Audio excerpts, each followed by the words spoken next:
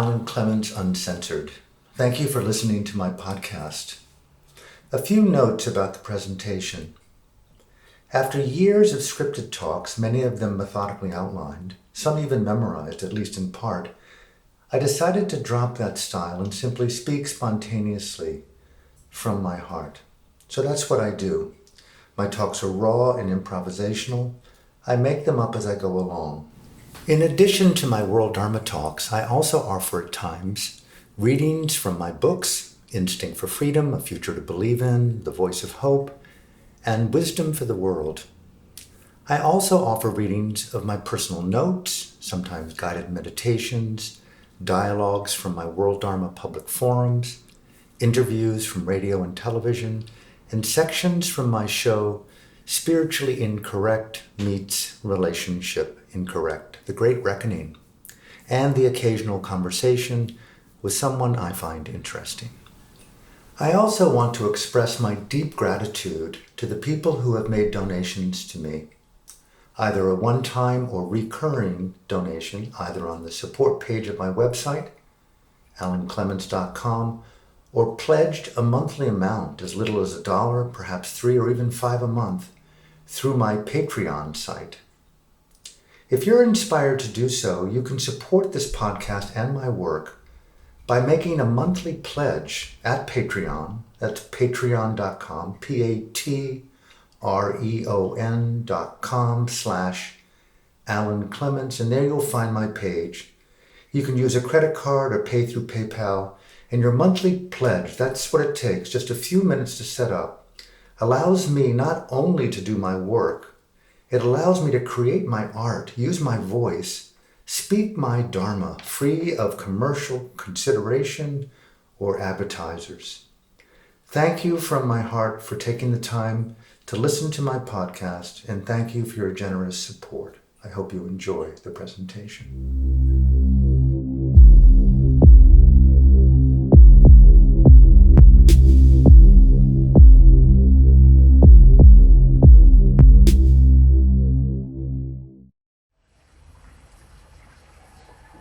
So welcome back.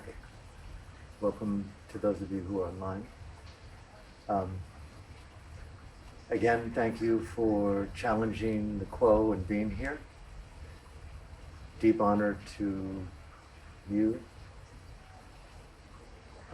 Terry, and you, Ian, and your beautiful staff to hold the space for us. Generously offered, generously gifted to us, to our Bali community, to the world community. So from my heart to yours, thank you for making it possible.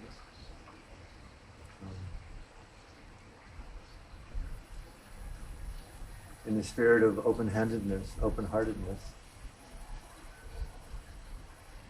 non-fixation is the operative intelligence for me at the moment, along with the bravery and ethical courage to determine right from wrong, skillful from unskillful, discernment from apathy and projection.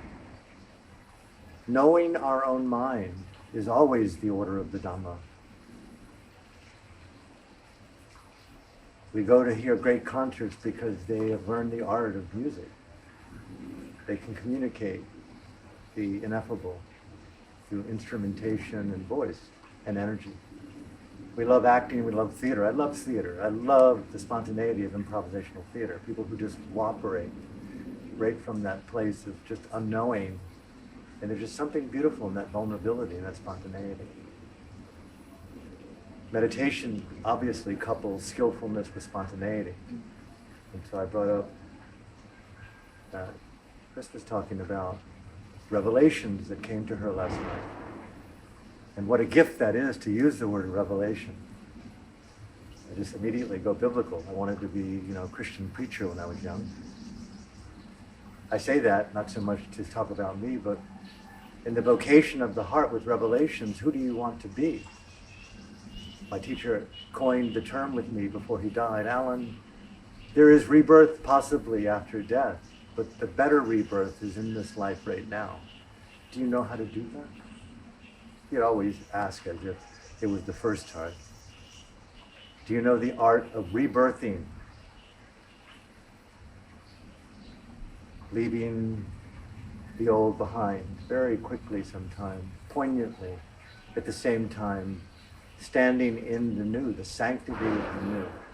A revelation turns into epiphany. Meditation is the practice of epiphany. Enlightenment is a synonym for epiphany. Enlightenment is too static, too concretized. Epiphany, the flowering of an epiphany, the realization of a process. No end point, no beginning point. We're in flow. Meditation is the art of flow, but consciously being aware of not to pick up, knowing when to grasp, knowing when to release. That discernment, that intelligence. How well do you choose the colors on your palette? And now that you can see colors and differentiation, how well do you mix them? And what do you do with the creation in your own mind upon the shared space of you and I? Last night I was with Ian and Terry, and we socially didn't distance. We were much closer than 6 feet apart. But we had a very dynamic and lively, artistic, creative, intelligent, vulnerable, open, poetic, sharing among people who hardly know each other, really. And that type of thing, I went to bed and could hardly sleep. I was not so much fixated on them, but so overjoyed that that was still there and active, and I loved it. You can easily forget that level of poetry, that level of defiance of the quote. Right now, people are really being upset for good or bad. I'm sure a lot of relationships right now are suffering the wisdom of transformation. Either it will bring you closer, or it'll just force you to live together. This is like I hate to even use the word, but this is kind of like a global diary of Anne Frank. Gallows humor, leave it at that. Leave it at that. We have to be in close proximity. We can't really disappear here. I have no walls. I'm in a rented little hotel room. How many of us here own things? Even so, where's the boundary with this space, you know? People coming and going. What does it mean to socially isolate and become more intimate at the same time? So I bring these up to you. What's in your mind? What's in your heart? Please come forth with anything. May I invite you, because we do have an audience online. It's not to be succinct, but and go back and forth rather than too long, because they can't hear you. We don't have the proper technology to have a microphone. I don't have it. So anything at all that might be important for you to share?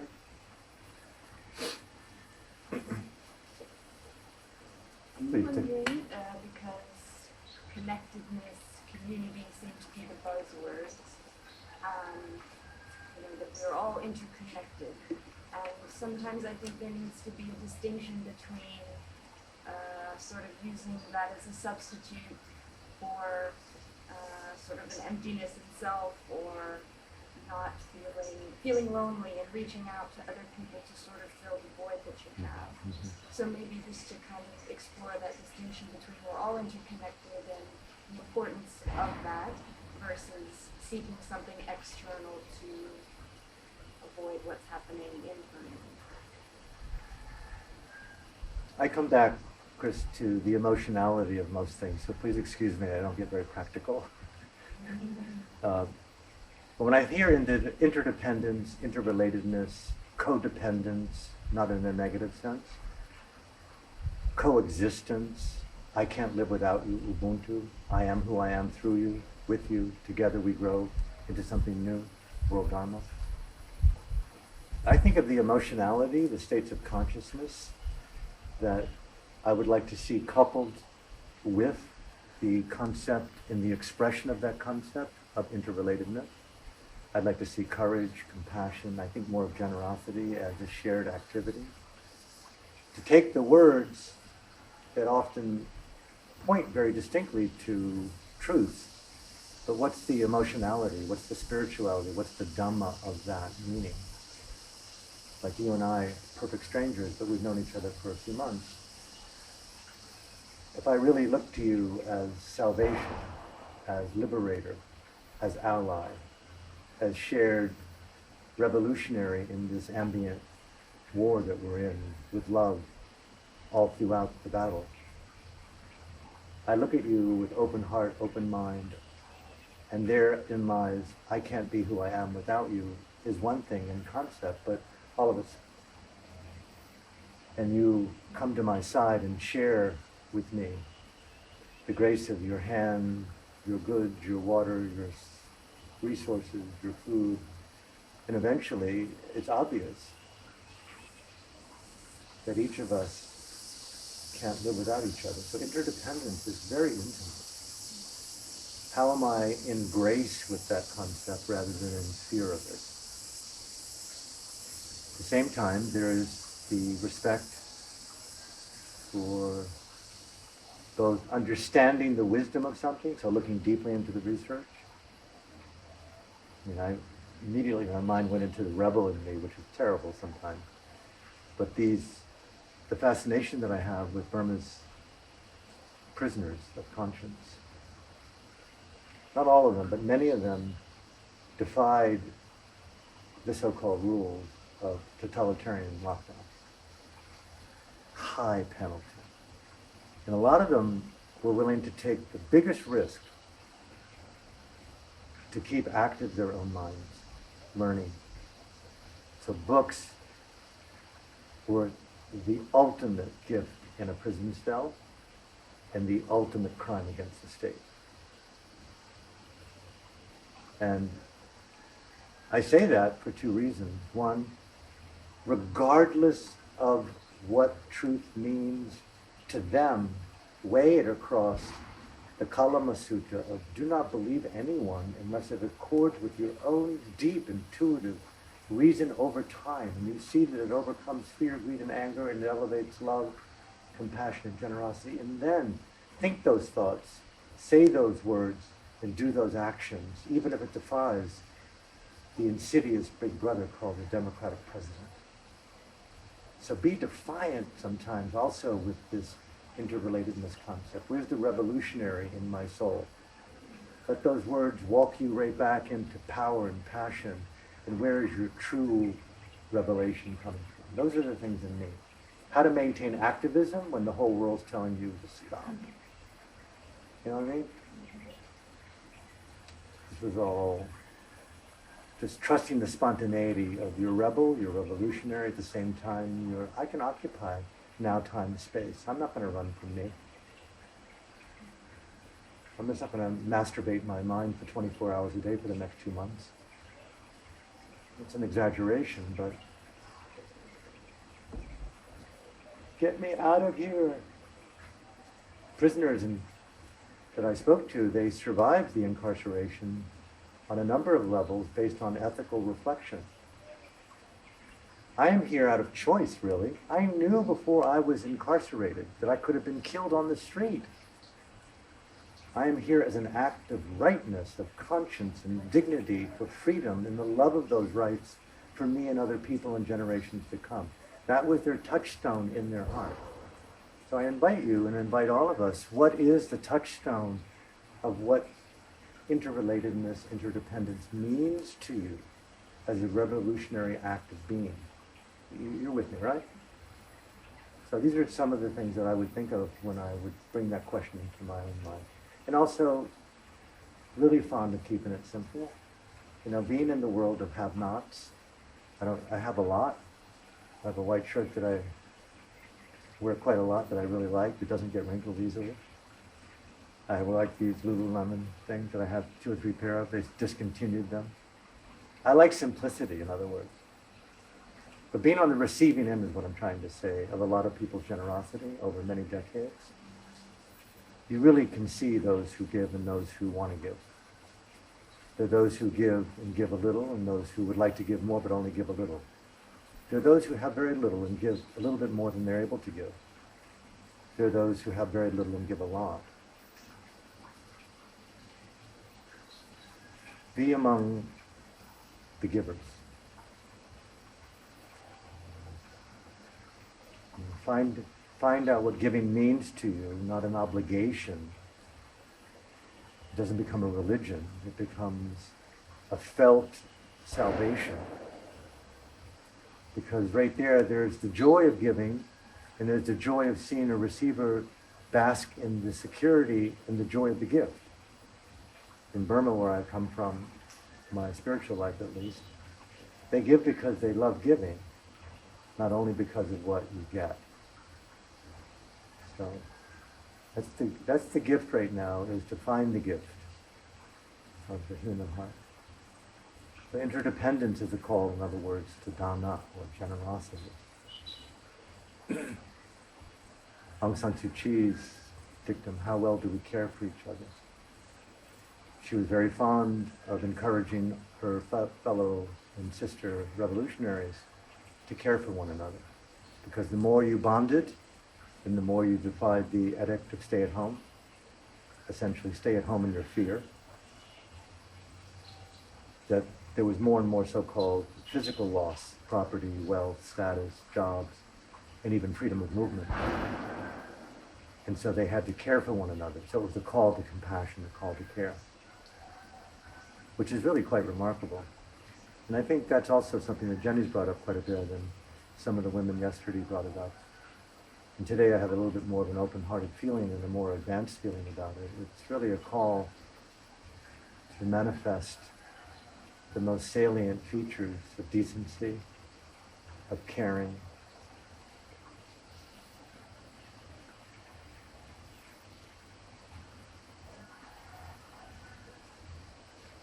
I know during the war in Yugoslavia, I was only there for the last year, and I wasn't a combatant, and I wasn't a war correspondent. I was just protected in the city in Croatia.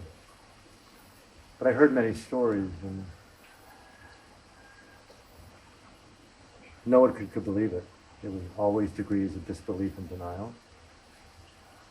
Sort of the way in which the human psyche operates to integrate complexity. But in a succinct way, the devaluation of materiality and the elevation and the sanctity of emotionality became the tipping point. So those who were wealthy in Sarajevo, some got out early, others could pay their way out, and eventually it was too risky to get out. But a Mercedes that cost 25,000 euro went progressively down to nothing.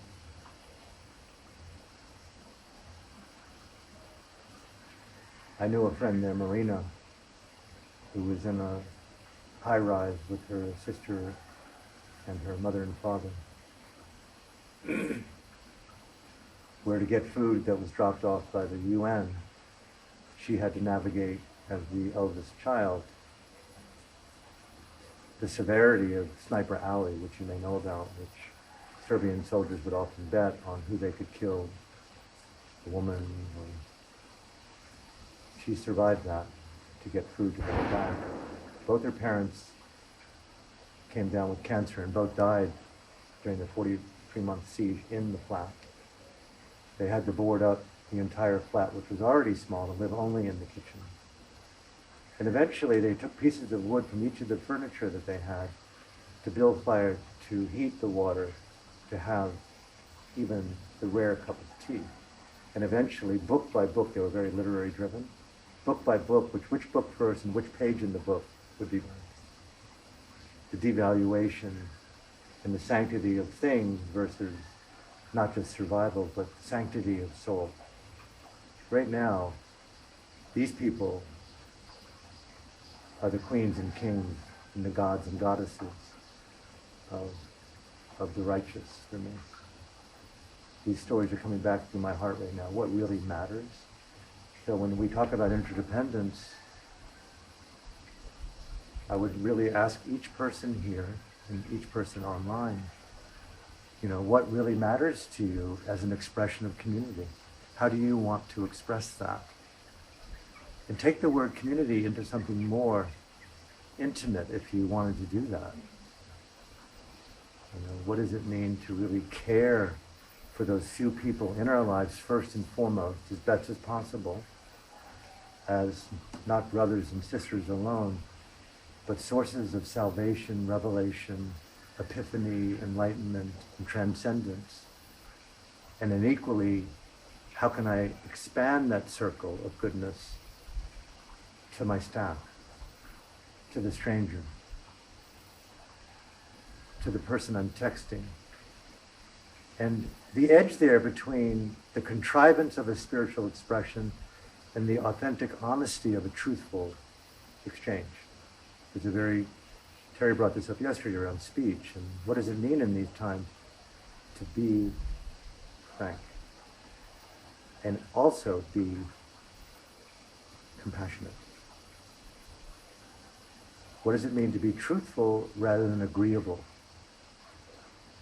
I'd write down the ways in which we often divide up and compromise or collude for fear of upsetting a flow that's being radically upset. So back to you, Chris. What does it mean to you to embody the sanctity of interdependence, interrelatedness, as an expression of your revolution, if revolution means something to you? Or even purely your humanhood, your womanness.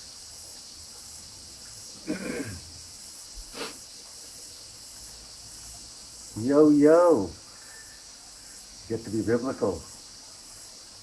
Anything at all that might be important for you, cool to talk about? Yeah, thanks for opening up. So one of the concepts that comes to mind that I'd love to explore a little bit more is safety. Safety in the context of what's happening right now, safety in relationships. I feel like some of this crazy behaviour, like crazy buying in Australia, people feeling so unsafe and out of control, they feel a false sense of security and maybe hoarding, or they have some level of control, safety over their environment and doing that. And for me, this brings up so much around now, where do I feel safe? But not so that there's the context of the external environment and germs and viruses, but where I feel safe in my own heart and in relationships and trust. So, yeah, You know all this.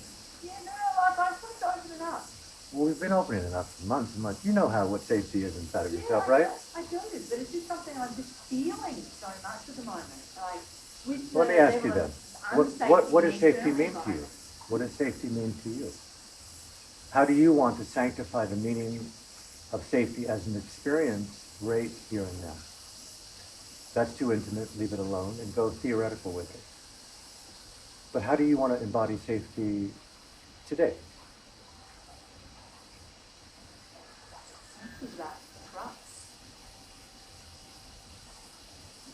Trust in what?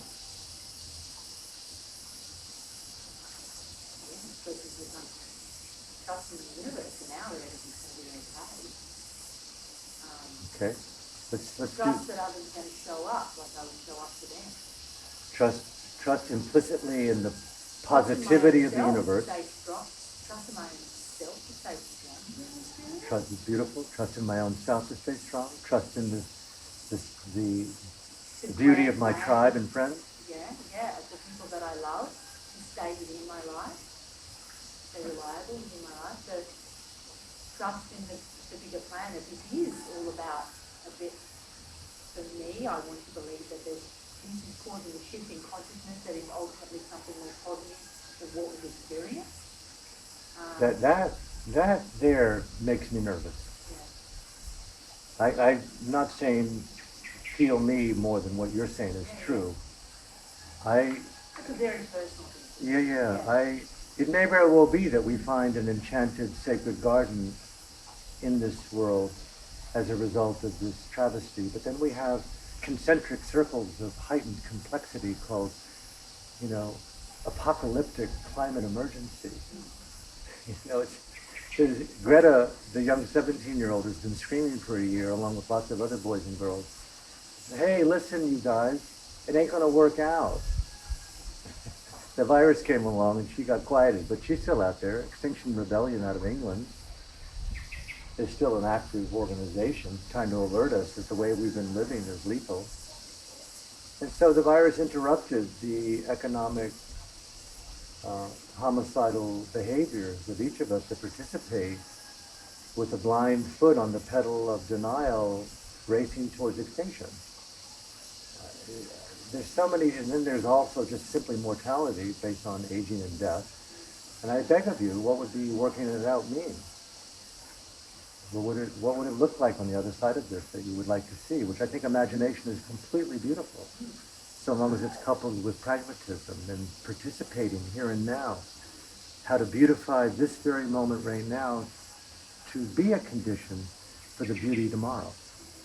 The pragmatism of that interrelatedness. Do this now, it elevates the status of that tomorrow, makes it easier. That kind of causal wisdom. These are some of the things that I would think about.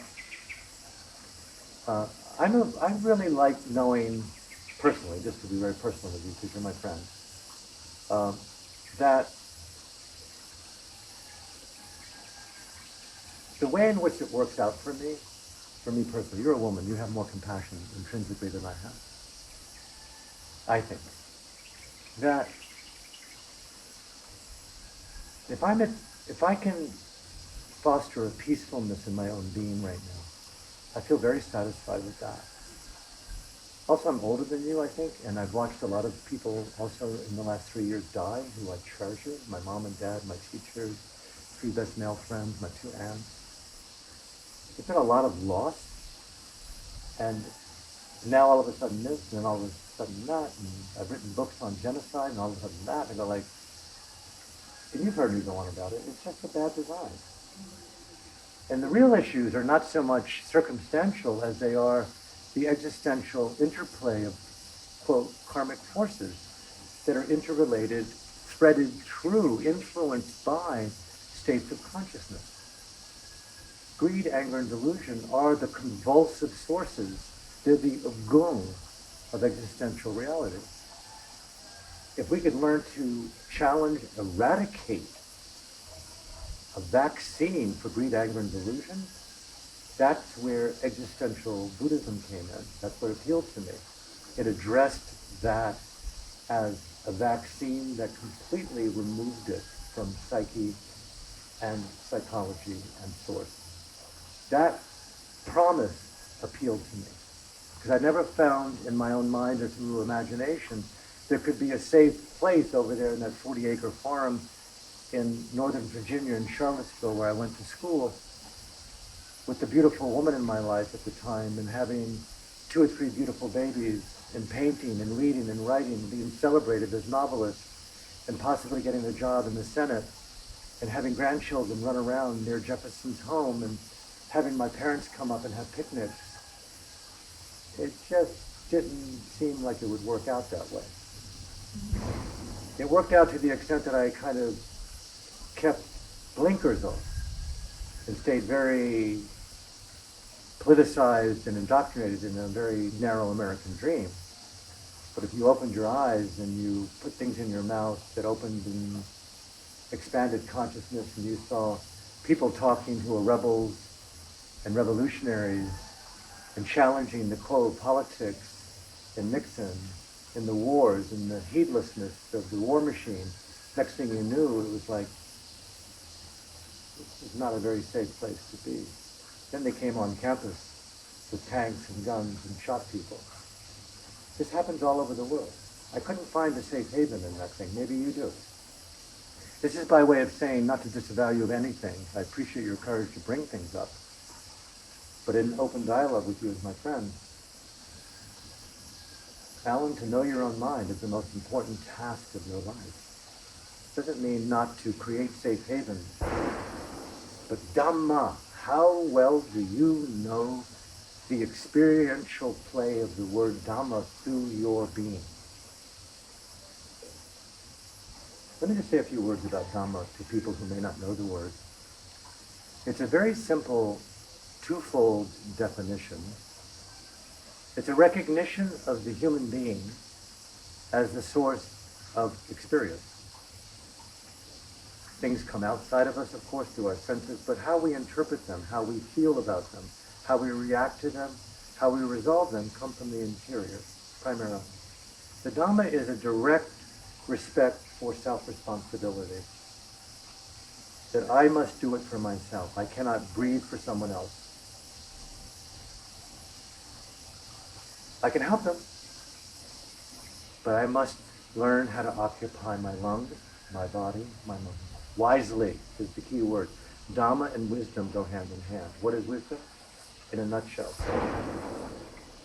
On the one hand, using the artist analogy, it's the recognition of what are the destructive, compromising, convoluting states of consciousness that when felt, if projected, I live in blame and denial. But if I totally embrace, I have to Dhammically address my own unrecognized anger. That's a very self-responsible individual. You have to know the state and know how to integrate it in a human Dharma way. Greed, delusion, and anger. When I came to Bali, I came here actually in 82 as a Buddhist monk. Lived on the beach for a week before I went to Sydney, flown out of Burma. Then I lived here in Ubud for nearly 4 years. I remember spending 3 months once, going through dictionaries and books of synonyms to find all the variations of meaning on greed, anger, and delusion. I still have the notes written down. Several thousand words. I knew about 20 of them before doing this. Those several thousand variations on lobha, dosa, moha, greed, anger, and delusion, that's one aspect of the Dhamma. To know your own mind is the most important task of your life. How responsible can you be with intercepting these arisings and mindfully and intelligently, I see you. I see you. Not to pick it up. The other side of the Dhamma is to see what elevates and creates safety and beauty that's beneficial for you and others, the good, the true, and the beautiful. The opposites of greed, anger, and delusion. Alobha, adosa, amoha, generosity, loving kindness, and wisdom. And several thousand variations on those 3 words. The student of Dhamma studies both theoretically and through dialogue and memory and debate, and primarily through meditative experience, as many of those states of consciousness as possible as direct colors on the palette of their own heart, and radically commits to self-responsibility through mindful application. I see you inside of me. And I see the color of projection making her the issue of why I feel angry or love. But when I see the greed associated with that misappropriately labeled experience of love, I go, wow, I really seek your happiness more than my need. That's a different form of love. It's a liberated love, right? Agape. So the study of these states of mind really makes someone, to me, beautiful and attractive. So by way of saying, to come back to the original dialogue we were having about security and safety, I can't encourage you enough as friends to study experientially as many colors on your heart. Become deeply fluent.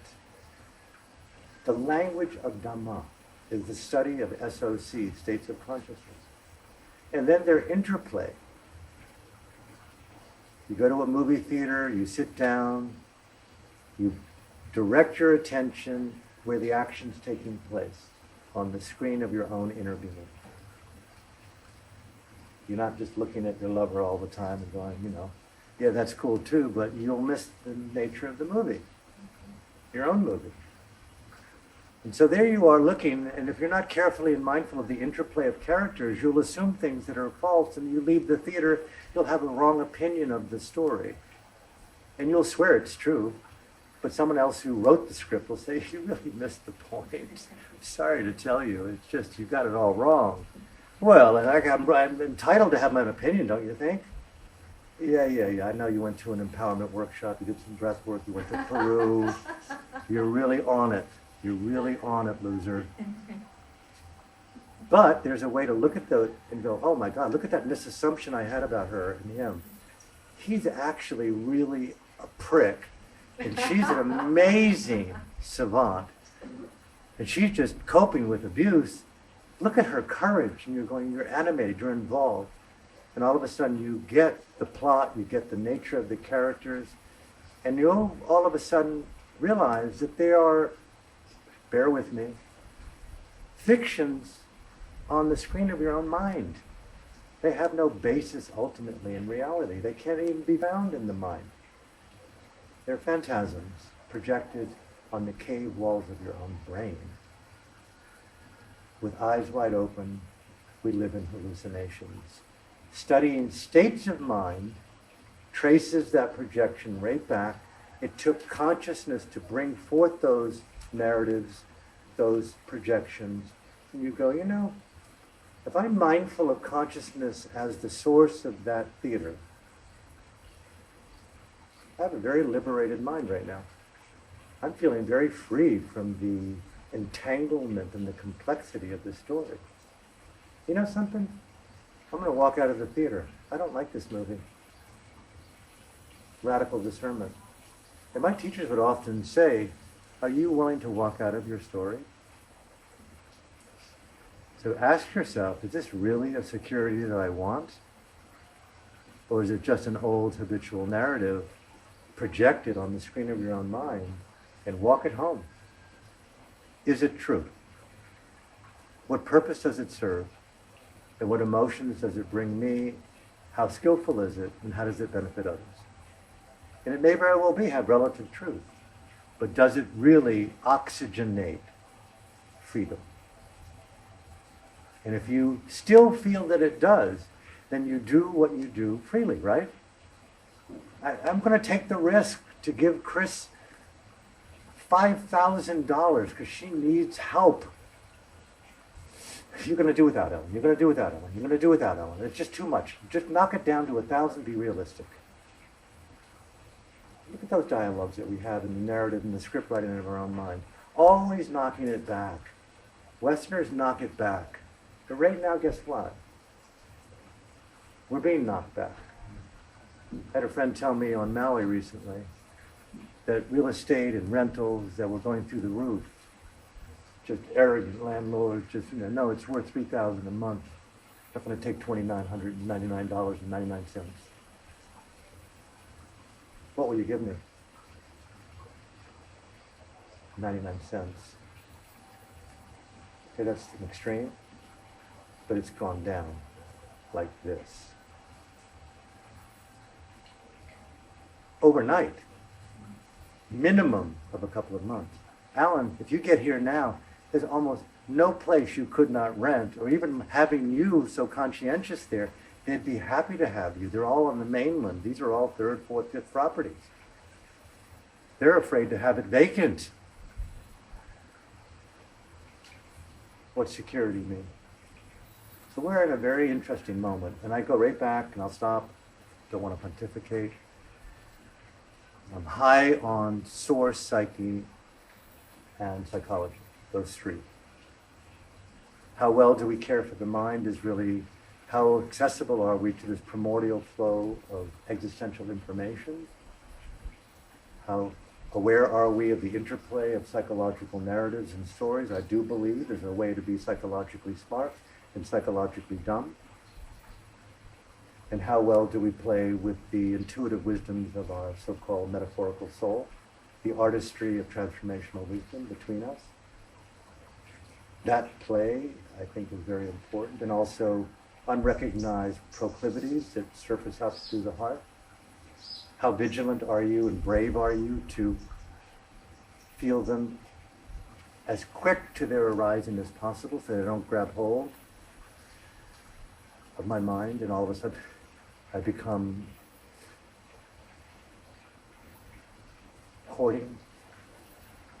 I don't know what else the word to use. What's the worst thing can you use? Use water? Oh, you know. May you have all the toilet paper that you want. I quite like water. I just grew up in Asia.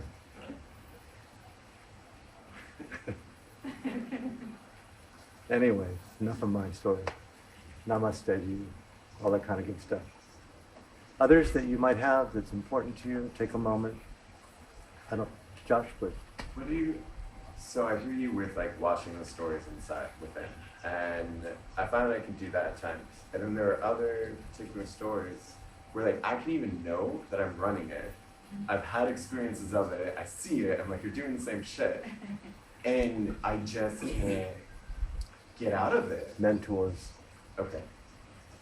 Mentors and radical good friends where you can run it by and have the courage to bring up that other secondary loop.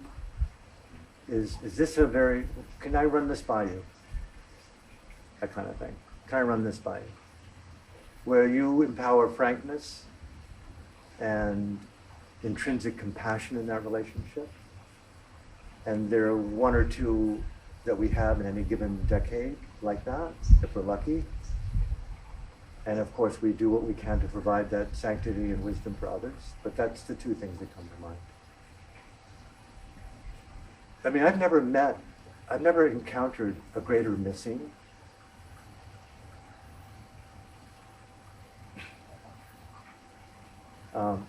than the loss of my 5 principal male allies. They were the people over decades. We were talking about it last night. You can have new friends, but you can't make old friends. You know, and I don't have that right now. You know, I'm open. I'm listening. I'm feeling. Ian and I talked about it last night about men to men. You know, this type of often. I'm not going to say what we talked about, but the importance of that level of connectivity. You know, you and I are men, obviously. And so I hear that, you know, treasure that communion and community and the few people that you can bring it to them. And if you're so lucky, seek what's required to understand the requisites of being a suitable candidate to have a mentor. It's not as simple as exchange of money, as you know. You really want to know what it is that I want to know. Am I willing to do what's required to listen carefully? Can I ask consciously the rules of conduct, the etiquette?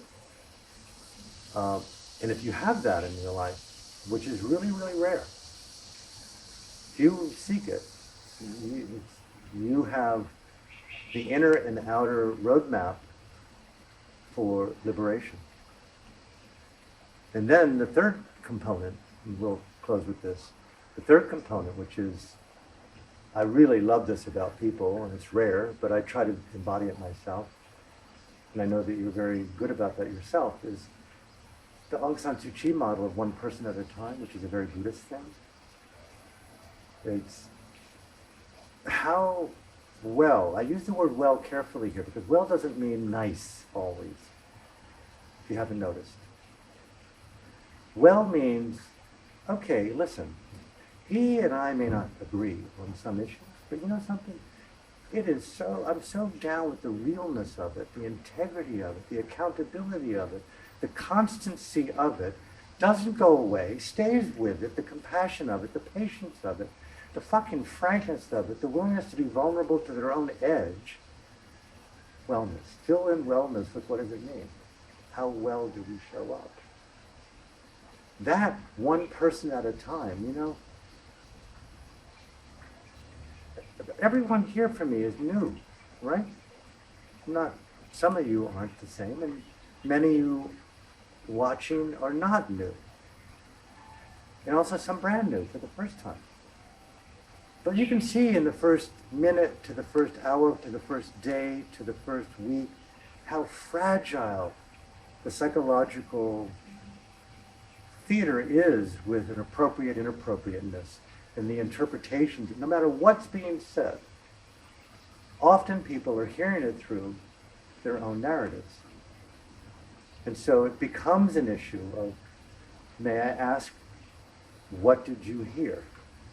If you remember yesterday, I said, listen, I felt with this particular woman that there wasn't really a resonant connect, which doesn't mean a disconnection, but for my way of proceeding was, please write it down so I can really see what it is. It's a very skillful means. My teacher in Burma, when he would ever have a conversation with someone that was meaningful, it would be taped. And he was very fond of playing that tape back. This is what you said. And there's something in that process of not making you wrong, but evolving your rightness. Because a lot of people say things they don't remember saying. Psychologically acting out of things that they don't have any awareness of, which you're alluding to. And I think how to know that about yourself is to make haste as much as humanly possible to all the time that you have on your hands to evolve mindful intelligence. How well do I know the colors on my palette? How do they interrelate? How much respect do I have for anicca, anatta, change and emptiness? How responsible can I be with these states of consciousness? How accountable can I be in a conversation? What does humility look like? How to decommercialize my psyche? Not that that's wrong, but how to understand where exchange is appropriate and where it's excessive. Nuance, nuance, nuance. You know, one of the hardest things, Josh, that I have found in my life, and one of the things when I get close to people, what they crave the most is intimate, poetic, artistic, intelligent rapport. It isn't ordinary. And we've learned to adapt, not just to ordinary, but to all kinds of ways to collude and cushion ordinary. Their family, they're my community. It's integrated with grace and gracefulness and tolerance and what did you expect? But you know, in order to create, well, you're a writer, I'm a writer and a speaker. In order to create, you've got to really go in. You got to entrust not a lot of people, but maybe one person if you're lucky with what you've written to get their feedback. And so by way of saying, all of us would like to be in love, whether you admit it or not. Whether it be a monogamous or polyamorous, but love really rocks. I don't know about you, but I think it's one of the highest, most refined states of consciousness inherent that gives me hope in being human. I really like it. I've had tastes of unthinkably refined, poetic, transsexual, deeply erotic, you name it, whatever you wanted to say about it. And okay, wow. And all of a sudden, you're kind of walking in a way that you were not walking before, right? Virus where? In your mouth? I mean, really, all bets are off when you find that level of interconnection with someone and you go, this is my reason to be. What's the word? I don't know it. I'm a little bit different generation, like twin flame, all that kind of thing, you know? And I'm so down with that. I am so into this esoteric, intimate, existential, interrelated connectivity. Where you, all of a sudden you meet someone and you go, oh my God, you're talking and you're kind of like talking through years of what it took to get through with someone else. And you go like, these doorways are opening faster than I can reason. And all of a sudden you have a little bit of chemistry going like, God, should I just run right now or just die, or should we get married, or maybe you're just a brother, should I become a homosexual, whatever. I'm in loveness. Now, I'm taking it off one, but that in loveness right now is also the call of meditation. And if you can be so lucky as to create those conditions in your life, in your heart, that narrative is the one to explore. Like I was saying last night, actually, with Terry, she brought up something very poignant to me, and I won't say the content because it was very private. But I found it really important in my life to how important it is to have people in my life, not to point out my faults, but to support my greatness. They're really rare people. They'll read your book, they'll come to your show, they'll listen to your videos, they'll pillage and trash and do all kinds of things as well. But very few people, I like you. I like the way you do it. I had a friend, I'll end with this. He's one of my men friends, one of my mentors and best friends. I married him and his wife, Robert Chardoff. Very well-known producer in Hollywood, did all the Rocky movies. He came to a retreat of mine in 1985. And we became very close friends. I married he and his wife. He died 2 years ago. He's one of the men in my life. And he didn't need anything. He had success. He was a megastar. He had his Oscar. He knew all the celebrities. But what he wanted was a connection from the heart. And here is someone, and I'm sure he's not alone, who had everything. He found not just respect, but connection with me. And I found connection, oddly, with someone who was completely the opposite of I, who was much older. And where we met was he was a great storyteller. Endless scripts, endless actors. And he was one of the first, I say this with tremendous humility. He said, Alan, I have heard some of the best writers and the best speakers and the best storytellers and the best actors. You rank among the best I've ever heard.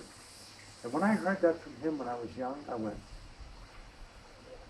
he was like so validating, because so many of my peers I felt, no offense to you if you're watching or if you watch this, but it's true, were competitive. Fuck you, man. Why be competitive when you can celebrate?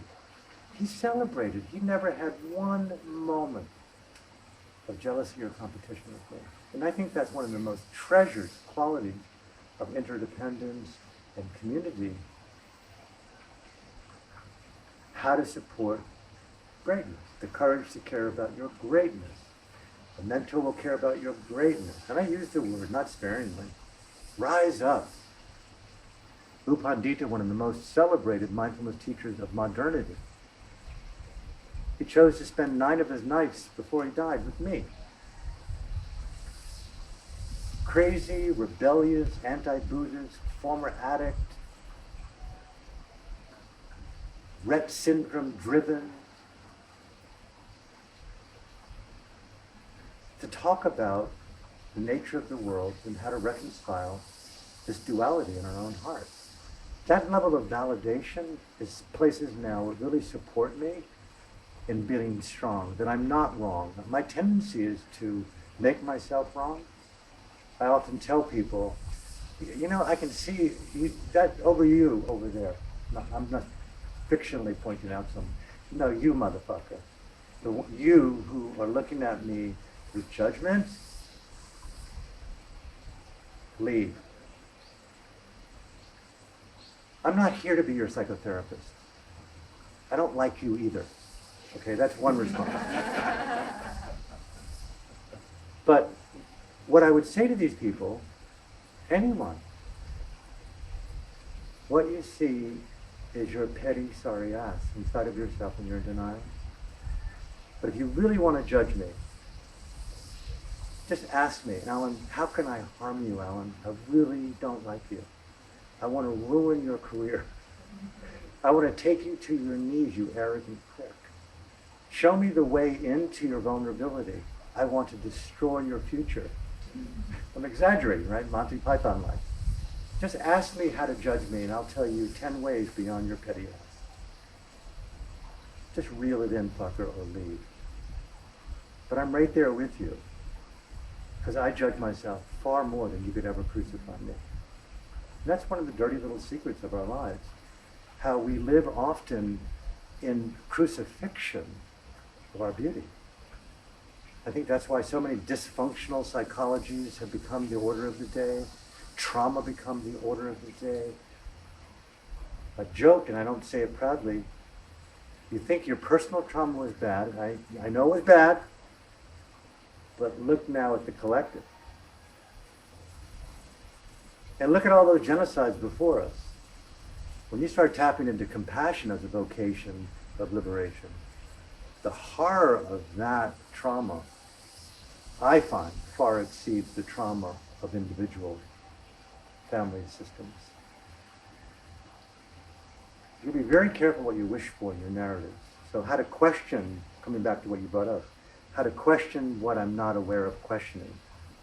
A good mentor will act not just like a mirror, but not provoke, but offer opportunities of deep self-reflection. And the entry requirements to be really good is go. Right. How to be a good revolutionary. I wanted to say student, but I'm not even a student. How to be a good revolutionary is to really take heed of what you're getting. And with this, Aung San Suu Kyi was often asked back in the day, who do you and how do you decide who walks arm in arm in the face of armed confrontation? Those who are the most confident are the ones who often collapse the first. It's often the ones who are the most vulnerable who rise to the courage. So I leave that with us. Vulnerability as strength has been bantered around a lot, but what does it mean to co-join that with bravery of action right now? Quivering with compassion, quivering with you. So from my heart to yours, thank you for letting me speak with you and to commune with you. I would say, I don't know what the time is, and I'll say it again. What time is it?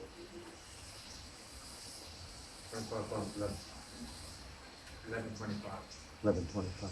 So how about if we take a 10-minute break and we'll do a guided meditation for the last 20 minutes. Thank you. That has been Alan Clements Uncensored. Thank you for listening. You can find the entire list of my podcasts at alanclements.com, along with my books and upcoming events and live broadcasts. In addition, you can also book a private session with me if you wish by phone or Skype on the website. If you're a regular listener or simply feel moved to support my work, you can make a one-time donation or a recurring donation, a tax-deductible one, in any amount you feel comfortable, either on the support page of alanclements.com or a monthly pledge through my Patreon site at patreon.com/AlanClements. Thank you for listening to my podcast, and thank you for sharing word of it among your friends and on social media. Thank you from my heart. Until the next time, blaze on with fearless love.